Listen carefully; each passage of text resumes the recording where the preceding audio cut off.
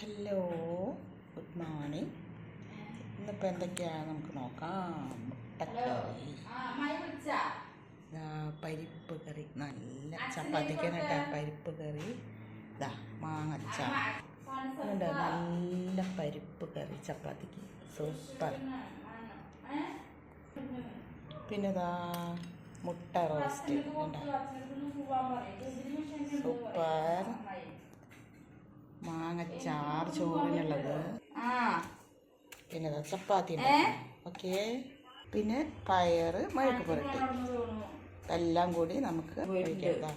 ചപ്പാത്തി ഉണ്ടായിരുന്നു ചേച്ചി. പിന്നെ ഇതാ ചായ.